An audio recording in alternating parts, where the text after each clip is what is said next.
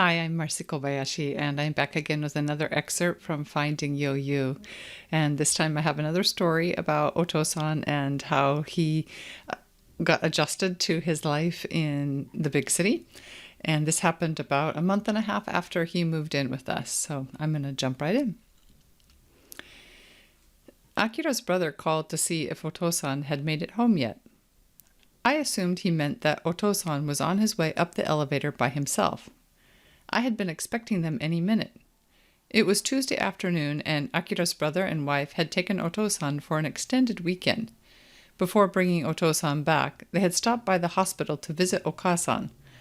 When I realized that they were already parked downstairs in front of our building, but Otosan wasn't with them, I grabbed my keys and phone and ran out the door.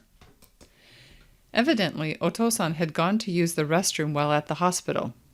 When he didn't return to Okasan's room right away, they started looking for him. The hospital was put on alert, but none of the staff could find him either. Otosan's disappearance was odd, but he was an independent guy. We guessed that he might have gotten bored sitting around Okasan's bed and decided to walk home. All he had to do was walk to the intersection, turn right, and then walk straight another 6 blocks, and he would arrive near the back entrance of our condo. It was easy, with many recognizable landmarks and buildings. Knowing the route we usually walked, Akira's brother drove back and forth from the hospital several times trying to spot Otosan. I walked the route as well, but there was no sign of Otosan's army green bomber jacket and baseball cap. Even though Otosan was an independent and resourceful guy, we all agreed that his disappearance was unusual, demonstrating how skewed his judgment was becoming. Why hadn't he told someone he was leaving? If he got lost, there was no telling what Otosan would do or how far he would walk. I wanted to believe he would eventually make it home, but I had no idea if he even knew our address.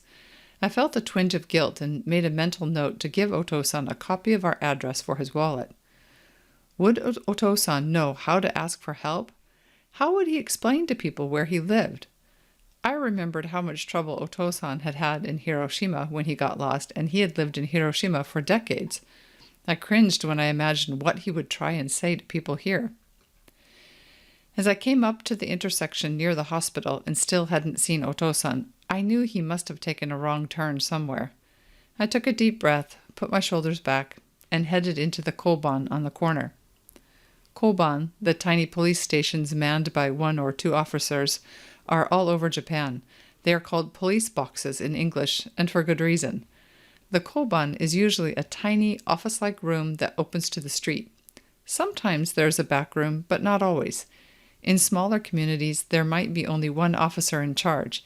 In busier areas, 1 officer stays at the koban while another patrols the neighborhood on bicycle. I told the officer what had happened, and he immediately contacted the other koban nearby to see if anyone had heard of or seen Otosan. He also contacted the officer patrolling the neighborhood on bicycle. Then he took my phone number and told me to head back home to wait in case Otosan made it home. A few minutes later, an announcement over the emergency loudspeaker let the neighborhood know that a man matching Otosan's description was missing. The only thing left to do was wait and pray to the gods that Otosan would find his way somewhere. Akira's brother was still driving around looking for Otosan. I called and told him what the officer said. He picked me up and we headed back to our condo where his wife had been waiting in front of the building in the hopes that Otosan would make it home on his own. The 3 of us stood outside for a while and eventually went upstairs to wait. February was one of those months where it could feel like spring one day and then it would snow the next. Fortunately, it wasn't very cold that day. However, the growing darkness concerned me. Maybe it sounds uncaring, but I wasn't worried about Otosan being lost. I trusted that he would be okay. The cold didn't worry me either. Otosan was used to spending hours outside working somewhere on his property in the Hiba Mountains where it was much colder. What worried me most was Otosan not being able to see well and crossing the street when he shouldn't. I was worried about him getting in or causing an accident. I sent another prayer to my guides and asked all angels and any other supporting energies to surround him with white light and help guide him home. Then I made coffee. The police called a while later to say that Someone matching Otosan's description had been seen earlier near one of the koban. Unfortunately, by the time the residing officer got the message about Otosan being missing, Otosan had already moved on. The call was good news and bad news. At least we had an idea now for which direction Otosan had been walking. If he stayed on course, he was now somewhere between the hospital and the train station. The closer he got to the train station, the busier the streets would get with more cars, cyclists, and walkers, not to mention all the commuters walking home from the station. Even with that many people, I trusted the police would be able to spot Otosan. I texted Akira with an update. He had been in class when Otosan first went missing. Though he let his students out early and left the university as soon as he could, it was still a 45-minute train ride. He replied right away, letting me know he had just arrived at our station and was going to walk home. I was relieved, even though there wasn't anything Akira could do that we weren't already doing. All we could do now was wait. The police had a better network between the officers in cars, on bicycles, and all the plainclothes officers who patrolled near the station on foot.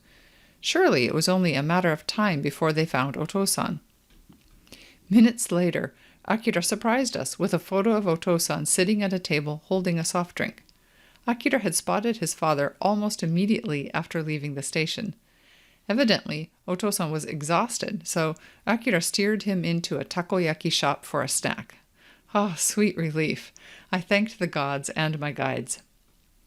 Later that evening, Otosan explained that he didn't see anyone when he came out of the restroom and returned to Okasan's room in the hospital. Not realizing that he had gone to the wrong room, he assumed his son had already headed for the car. Otosan went to the parking lot, and when he didn't see his son's car, he figured his son had decided to leave and that he should walk home. We all laughed and listened as Otosan told us about his walk to the station. He admitted that he had walked by one of the police boxes thinking to ask for help, but the officer had been out on patrol. He had also talked with some kids. Otosan knew he was lost, but that if he kept walking, he would eventually recognize something. The following day, Otosan slept in late. I printed out our address on labels. After breakfast, I sat down with Otosan. We affixed one label in his wallet and one on the inside of his flip phone. He stuck another one in his diary. For months, Otosan told the story of his adventure over and over again.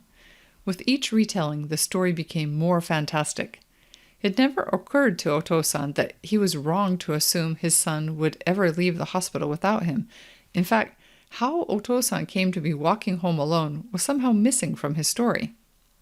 Even though Otosan enjoyed telling his story with bravado and many hand gestures, I knew part of the adventure bothered him. He often sat at his desk writing out our address over and over in the back of his diary or on slips of scrap paper.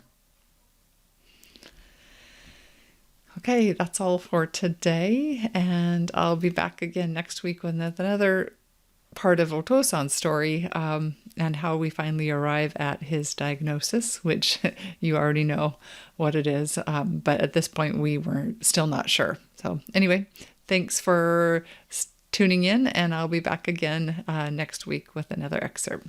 Bye for now.